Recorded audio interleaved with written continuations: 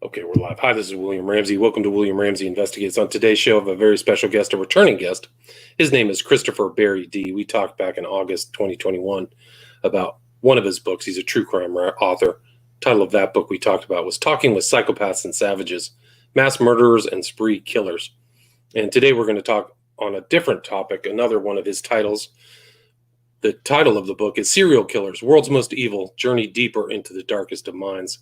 And what sets these books apart from other books is he actually goes and meets some of these infamous serial killers, but he can talk more about that. So Christopher Berry-Dee, are you there? I'm here, ready to rock and roll. Awesome. Well, thanks for coming back on the show. I know we had some communication problems, so I'm really delighted that you were very forgiving and come back on. For people who may not have heard our earlier show, can you talk a little bit about your background? I mean, you have so many books. You have a very long CV. Can you talk a lot about your background and what led you to write this book? Yeah, right. I started off really in the Royal Marines. I was a Green Beret Commando, Special Forces for a number of years. I did interrogation work in Northern Ireland and in the Far East with terrorism. In fact, one of my books is about Jack Roche, the Australian Al-Qaeda terrorist. And he sent me a mass of stuff on an encrypted memory stick.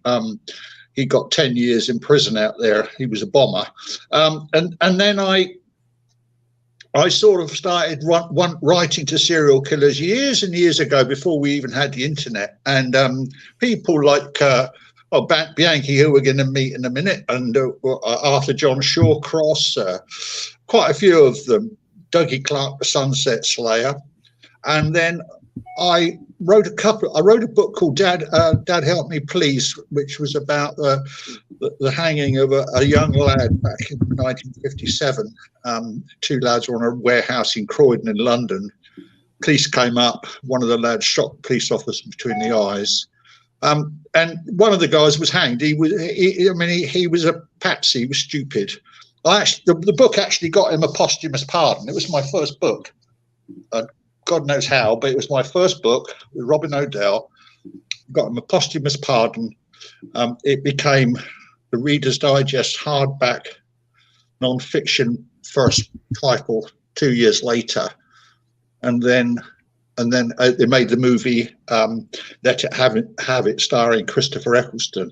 Then I wrote a book called The Long Drop, which was two guys that were hanged in 1927. My grandfather was one of the solicitors for one of the men, Captain Oscar Berry Tompkins. And then I started. It was just all fluke, really, and really what happened was a London TV producer saw my news cuttings and press about the hanged boy. I did a program, and then 2 years later he said, "Chris, how would you like to go to the United States and interview those serial killers that you've been writing to?" And this is going way back then. The programs, there were 12, I think, rather bland title of The Serial Killers, but that was the first time in history, in television and criminal history, that anyone was allowed to go into a prison with a TV crew and interview these people, and for them to say what they wanted to say, and then broadcast it. Wow. Today, everybody's at it. I mean, you go online now onto these different channels, and you'll see lots of people interviewing serial killers and murderers in prison. But we were the first. And as a result of that, these books started coming out with the killer's own words. And then I developed the travelogue style. And now I've had some 40 books published, even in Japan. I mean, they gave me I got a copy of my book from Japan, actually, and I can't read it because I can't understand what it says. But Russia, Poland, Germany, France, obviously in America, about 15 different countries. And I'm now, by fluke, the world's #1 true crime writer. And that's it. That's the history, really, in a nutshell. Congratulations. That's amazing. So you were there even before this phenomenon kind of is at least taken over in the States. I think true crime is the #1 podcast, genre. But I mean, meeting some of these people, you wrote about this. The U.S. produces the most serial killers, violent country. Can you talk kind of about some of your first interviews on that serial killer show you did. And how was that distributed? Was it distributed TV or to VCR? Or, well, it went on TV. There was a bit of an uproar at first because everybody kicked off and said, well, you can't allow these people to say what they want to say. But before we did it, we actually spoke to next of kin, and they said, well, no, that's we understand that. My attitude is, if I want to hear what these people are, why they do what they do, and so that was really the reason for it. I've never written for money. I've never written or do TV for money. I do it because I love it, and I think that with my first killer was Michael Bruce Ross at Connecticut. He was the first one. I went first of all and got him on audio tape, and then we went over with the film crew. And as a result of interviewing Michael, he's now been executed at Summers Prison. He was executed a while back. But I cleared up 2 cold case homicides for the Crystal Run Police and the New York State Police. That of Paula Pereira, he admitted that to me on camera for the first time, and he admitted the murder of a little girl for the first time, and that got him. And then he also admitted he murdered 2 little girls, schoolgirls, but he admitted what he did to their bodies after he killed them, which the prosecutor, Bulldog Sati, went absolutely nuts when he heard it, when he read it. And Michael was executed. What was his? Can you say his name again, Michael? What was his last name? Michael Bruce Ross, R-O-S-S. Thank you, Michael Bruce Ross. And he looked very bookish. He looked like the boy next door with his glasses. He was a Prudential insurance salesman knocking on doors. And I got on very, very well with his arresting detective. That was Mike Malchik. And then we also did another killer interviewed another killer in Trenton State Prison, which Mike Malchik arrested, James Paul. So we did him. He was a serial killer. Yeah, we got 2 in one go there. Wow. And so that was kind of the start. I mean, how much do you know offhand how many of these people that you have interviewed? How many serial killers? Well, I've almost lost count because not all of them are serial killers. One was Ronnie DeFeo. That was the Amityville horror guy. I interviewed him at Greenhaven Correctional Facility in New York. Another one I really loved meeting was Harvey the Hammer Carignan, who's at MCF Stillwater in Minnesota, built like an ape. I had a full contact, and he wasn't shackled. I went in with him.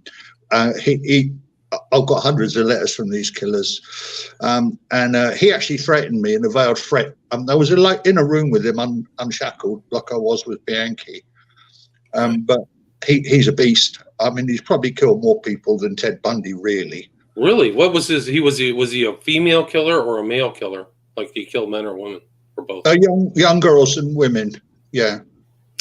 So, he bludgeoned them to death with a tire iron or a hammer. That's what we call him, half the hammer. He got a very soft voice, built like an ape, about 6'3", immensely strong, plate-like hands.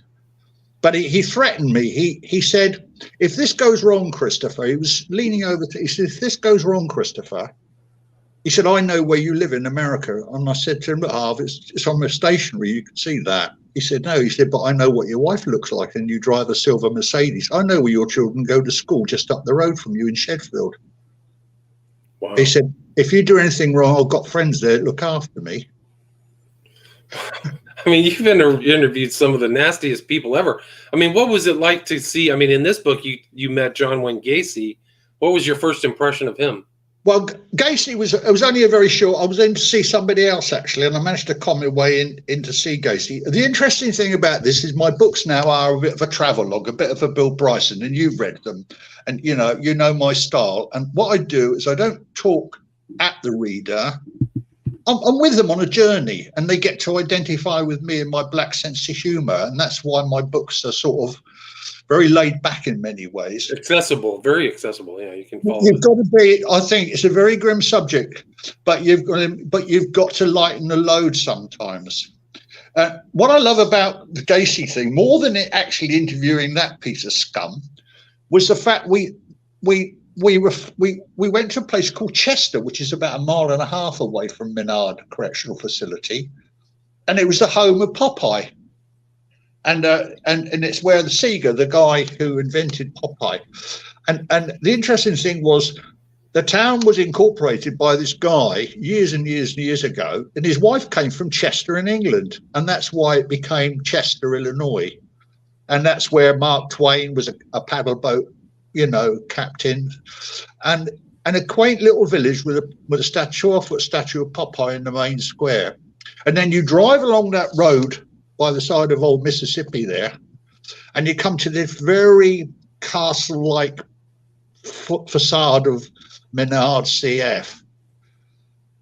And it's a grim-looking prison, I can tell you. It's one of the old big houses. And Gacy was a sloppy, horrible, greasy little man. Dirty, oily, sweaty palms, and I'd actually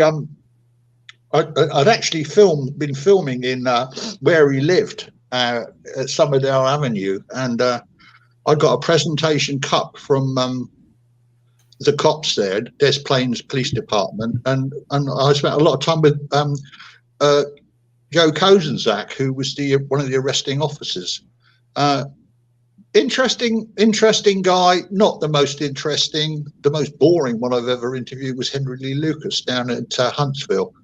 But Gacy was all right, but just horrible.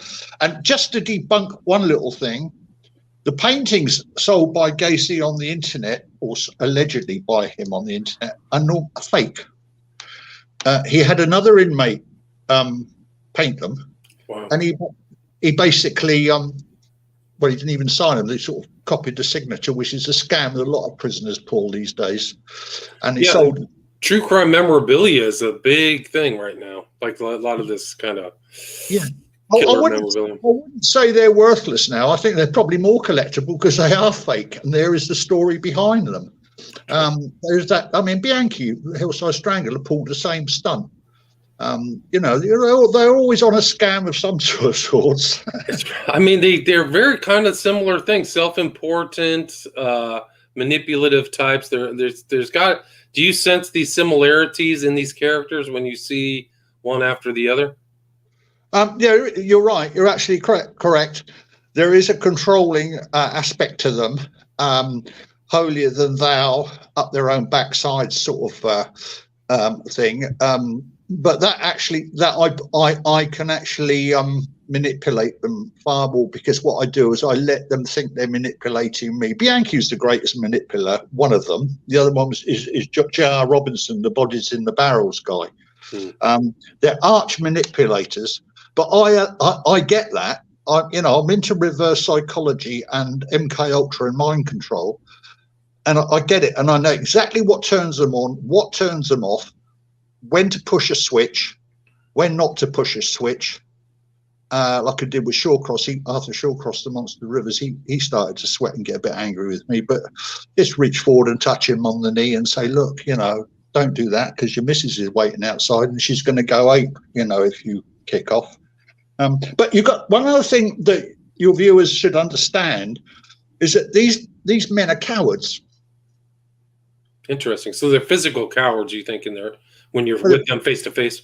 But they're big. Some of them are big guys. I mean, for instance, Dougie Clark, Sunset Slayer, that I interviewed him on death row in San Quentin, and he came out heavily shackled, swearing. The language was blue. He's like a New York longshoreman swearing. And it took me 10 minutes to calm him down before we could get him on camera. But he had a sense of humor. He wasn't manipulative. He was just pissed off with the prison for not letting him wear his pullover instead of his prison overalls.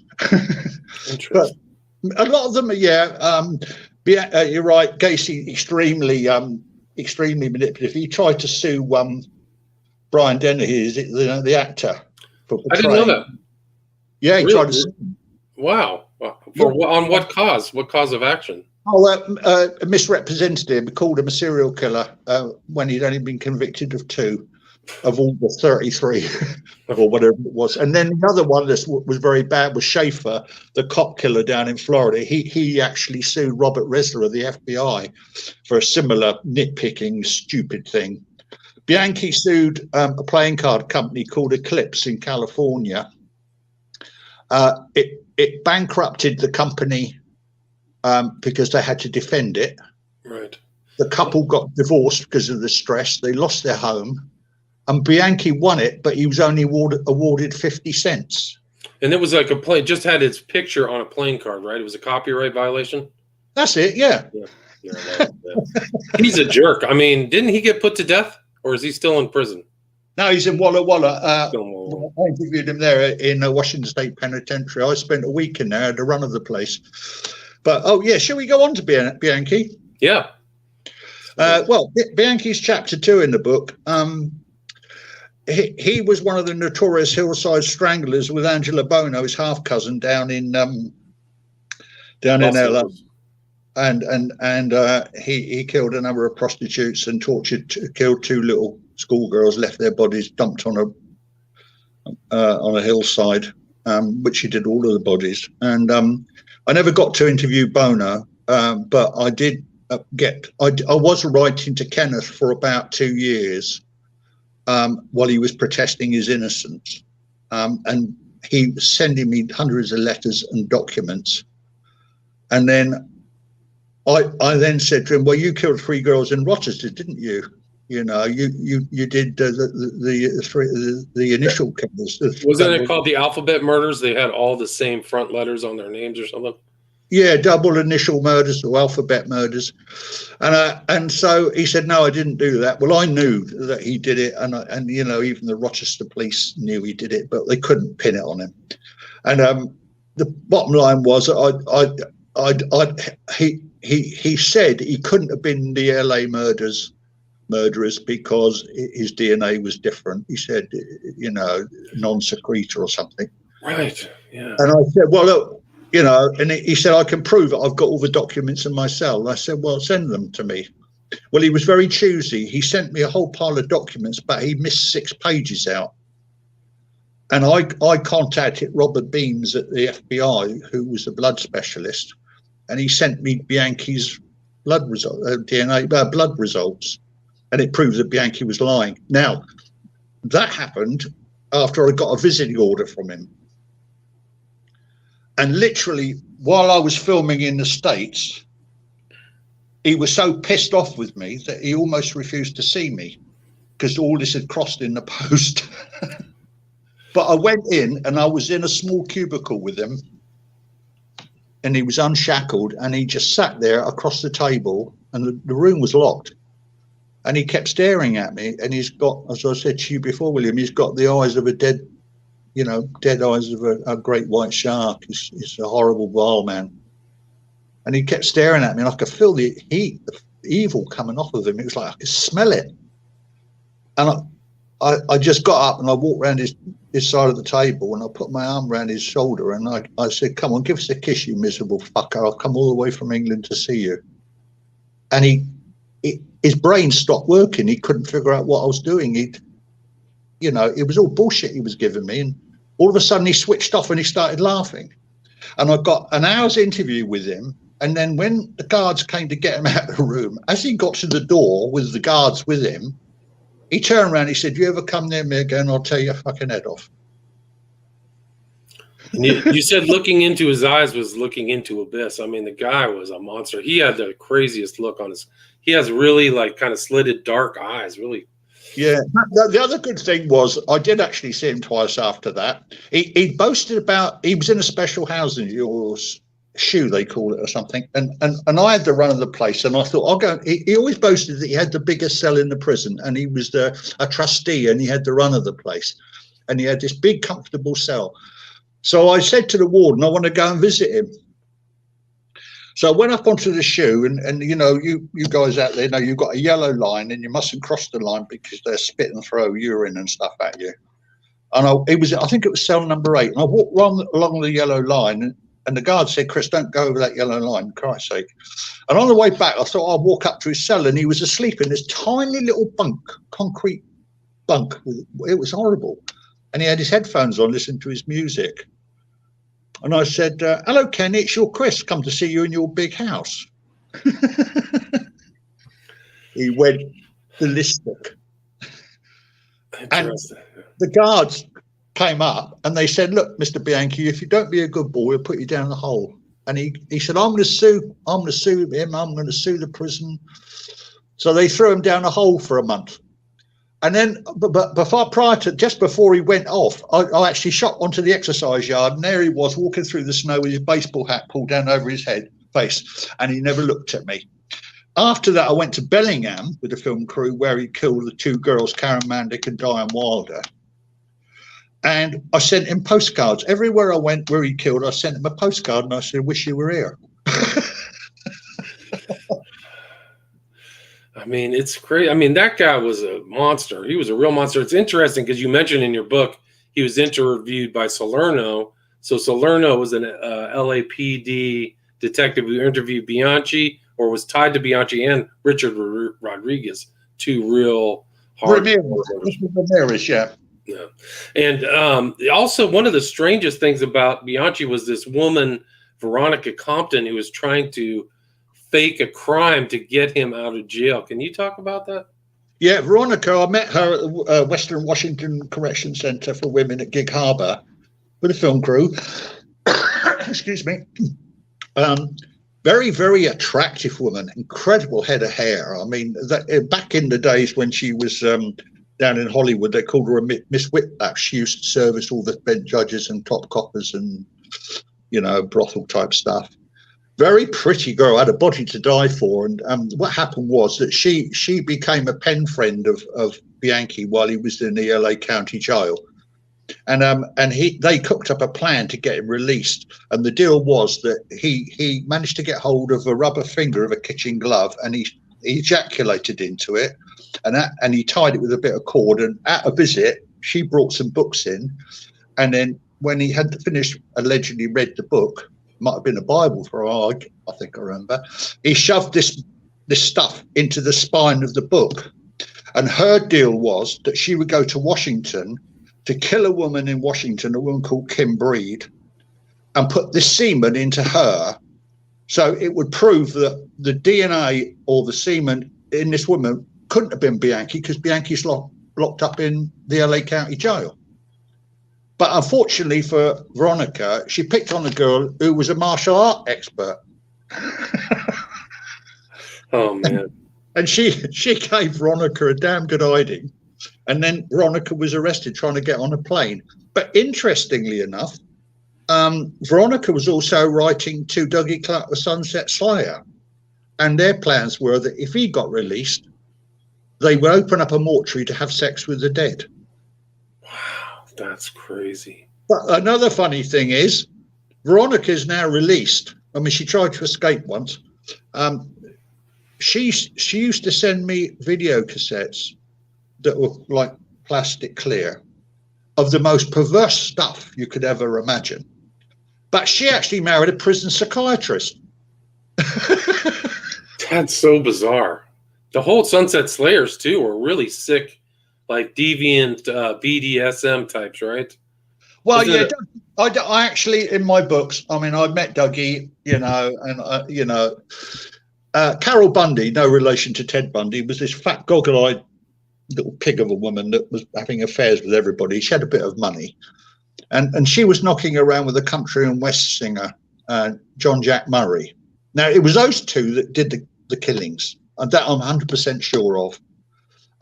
Then when the police started to close in on Murray, she lured him into his camper van. And while she was tonguing his arse out, excuse the language, she called it anal linctus.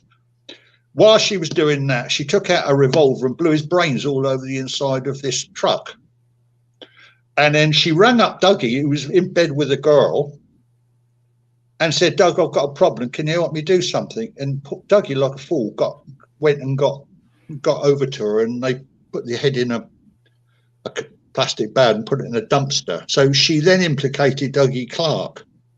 The other thing she did with Dougie is you'll probably remember, your viewers will remember the Exie Wilson murder down there, where X's head was chopped. Her body was found outside a diner, and X's head was found in Doug Clark's freezer. Wow. Well, no, it was found in the chest in an alleyway. That they thought it was somebody thought it was treasure, but it was X's head. And it turned out that Dougie had that in his freezer. And the police said he was using it he was making it up like a Barbie doll and using it for oral sex. Now, Dougie denied that 100%. And I have seen hundreds of documents from the police which prove that they worked with, because they couldn't now charge John Jack Murray because Murray's like beheaded. so she then blames Dougie Clark for it all, and the police take a big backhander from her, fiddle the evidence. I mean, Clark's a complete fool. He was stupid, but I don't think he should be on death row. I really don't. There were some really vicious crimes that took place in L.A., like 70s, 80s, just some of the most vicious stuff. Freeway killers. Kraft was killed like 100 people. It was a freaking slaughter. It was a slaughter back then. Can you talk about William Heirens? He was the one who abducted women and put them in and kept them, right, in dungeons? Well, no, not exactly. No, Bill Heirens, very softly spoken guy. I interviewed him in prison. It was an open prison back then he was in. Very quiet man, very, very respectful. He was accused of these murders in Chicago murders. And one of them was abduction of a little girl who he'd got out of a window and chopped her up in a basement, and he got done. Now, I actually got, again, and I'm a fair man. If a bloke wants to be put in the electric chair or strapped down on a gurney, I'll be the first one to pull a switch. But if there's a doubt about something, and when I spoke to the prosecutor, and I also spoke to the judge of the Heirens trial on camera, and I said, Judge, the book by Dolores Kennedy on Heirens, I said, there's some doubt about this, And the judge actually turned around to me, he said, well, yeah, I agree with you. He probably didn't do any of it, but there was a lot of promotion in those days. The cops needed promoting, the prosecutor wanted to become a judge. He said, and I just went along with it. And Heirens was the one, he wrote all that stuff on the wall too, right? Like all kind of creepy handwriting. Catch me if you can. Allegedly. And I'm going to say that because, again, anybody that kills a little girl ought to be drawn and quartered. But I think that this is the thing about when you meet these people, and then you go and you meet the cops, and then you go to the crime scenes, and if something doesn't quite smell right, and you've got to remember back then, in Chicago, right back then, the police were so corrupt. Right. The whole system was bent from top to bottom. Right. The police were, a lot of the police were committing burglaries at night and then going out in the daytime to clear them up. That's job security at its best, right? Yeah. Some people may not know about this name, but you cover John David Cannan. Who was he? Can you talk about him? John Cannan's an English killer, publicly school educated, speaks with a plum in his mouth. Hello. The utter total bullshitter. Very handsome, a lady killer. Women used to fall for him left, right, and centre. Romantic roses, but he didn't have a penny to his name. He was a liar through and through. And he was convicted of the murder of a woman in Bristol in England called Shirley Ann Banks, blonde girl. And to cut the story short, what happened was when the police, they arrested him on a robbery charge in Leamington Spa. And then when they went to his house, in the garage, they found Shirley Banks's mini car. And it had been repainted, and the number plate was SLP 386. Now remember that, SLP 386. I worked with the cops down there, even the Somerset Police, and Detective Chief Superintendent Brian Saunders and I were having I think we went for a walk or something, and he said, I can't figure out why SLP 386, Christopher. He said, I've been looking at star signs. And this is a lead homicide cop. And it suddenly twigged. I says, Susie Lamplugh, SLP, Susie Lamplugh, third victim, 1986. And he looked at me and said, Jesus Christ. Susie Lamplugh was an estate agent that he'd allegedly murdered in 1986, the same year. I also got him for the Sandra Court murder in Bournemouth on May Day bank holiday. So anyway, John Cannan is now in prison for life for the Shirley Banks murder. And I'm working with the Metropolitan Police trying to pin the Susie Lamplugh murder on him. And he's not saying a word. And so they're trying to figure out what car he used to abduct Susie. And I said, well, at the time, he had a red Ford Sierra car. He borrowed it from the prison hostel cook when he was on the day release for much earlier offences, way back, rape offences. He said, how do you know that? I said, it's in his letters to me. The police spent a month going through every scrapyard in London and found the red Sierra car. And in it, they found the DNA of John Cannan, and they found the DNA of the now missing Susie Lamplugh. But when it went to the Crown Prosecution Service for a charge, the Crown Prosecution, the can't prosecute service in this country, said, well, that doesn't put them in the car at the same time. So they're still looking for a body. Wow, that's too bad. Oh, man, that's terrible. So, I mean, how many people do you think that guy killed, Cannan? John, I think he definitely killed 3, but also there were a whole load of rapes and very vicious violent assaults, which he's been convicted of, and there's probably a couple of other homicides, but I can only say definitely for 3, because he was linked to the Sandra Court murder in Bournemouth, because one, he said he'd never been to a car auction there in his life, which I know he had. But when I was in Bristol with Detective Brian Saunders, I was looking for a black bin liner bag full of crap that had come out of John's BMW car. And in it, I found a screw-up pay and display ticket. And I said to Brian Saunders, what's this? And he said, I don't know, it's a bit of paper. And I unpeeled it because it was sticky, and it had him in Poole in a pay and display car park within an hour of Sandra gone missing. And there was a lot of other things. There was a letter written that it was similar to his handwriting and stuff like that. But John's in prison now, and he's not saying a word to anybody because he thinks he's going to get released next year. Wow, so he could be released. And you went and met him in prison, is that correct? No, I met him. I only met him once, and that was in the cells at the Old Bailey when he came up for appeal. Gotcha. And then you also actually went and visited a woman too, right? Patricia Wright. Yeah, not so much. Again, Patricia Wright. This was a particular. I mean, she was. I think she's dead now. I think what happened was that she was serving a life sentence, but I think she had cancer, and on humanitarian grounds, they released her before she died. Black woman. She had a lovely family, and she was married to a little gay guy. Who, I mean, this is all sordid stuff. And anyway, but she conned this little guy to writing out 2 life insurance policies. So and then she forced his signature on them, and then she kept up the payments. Well, his body was found in a caravanette thing in downtown, I think it was LA or somewhere like that, downtown, and in the heat, and this whole bloody thing stunk. Some people walking past it, and the stench coming out of this van. Anyway, the police went into the van, and they found some fingerprints in there, and one of them was on a mirror, and it was from a man aptly named Slaughter.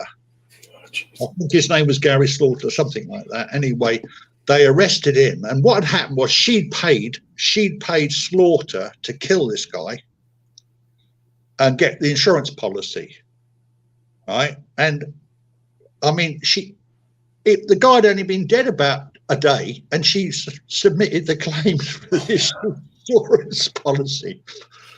But what she didn't do, she didn't pay Slaughter his whack of the money. So he turned on her.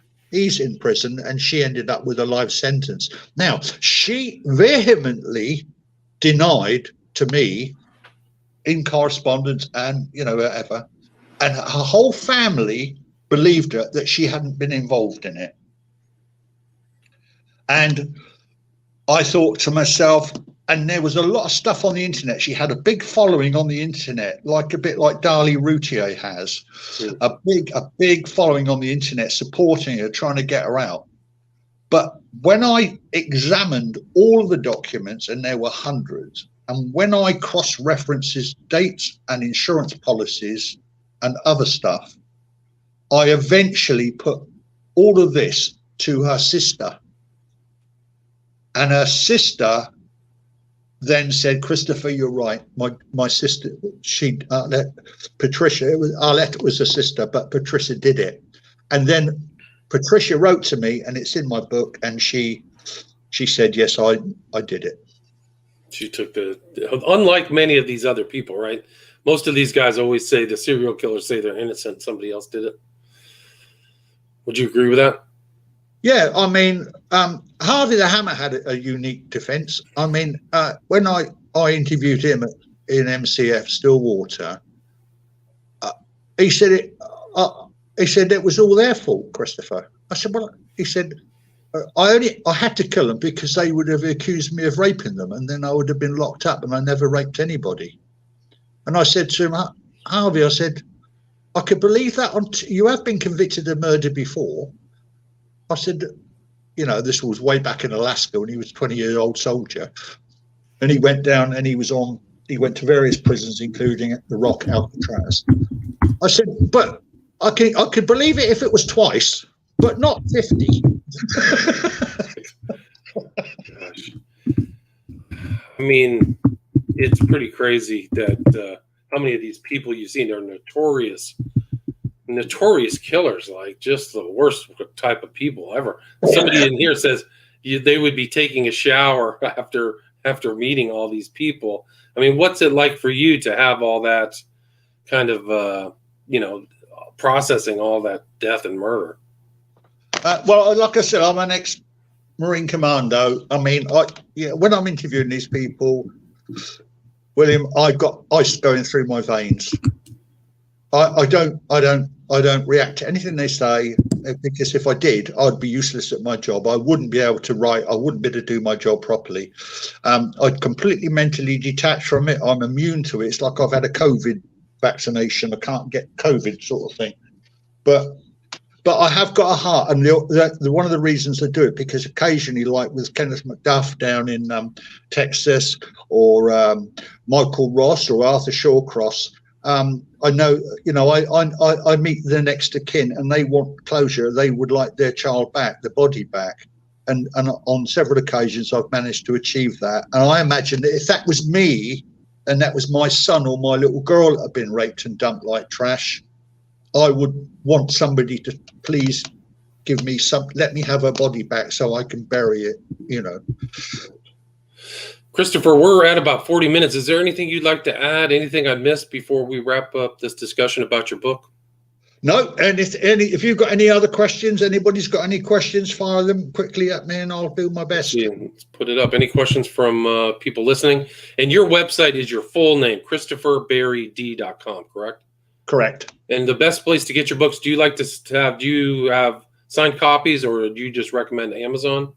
Yeah, I mean, you go to my website and you can click straight onto Amazon. You find all the books on. In fact, if you're Japanese, you can get a copy. If you're Russian, you can get a copy. So you do quite well. Yeah, and so this is the second book we talked about. The first one, again, was, people can go back and listen to that, is Talking with Psychopaths and Savages, Mass Murders and Spree Killers. That's from August 2021.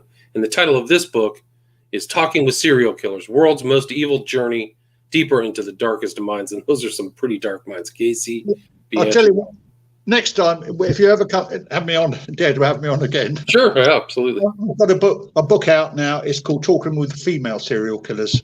And that might interest the guys. It might warn the guys that when you go to bed at night, look under it, make sure there's an ice pick under there. Sleep with one eye open. I've got a question for Barbara G. She says, how often do you help the police with more info from the correspondence you get?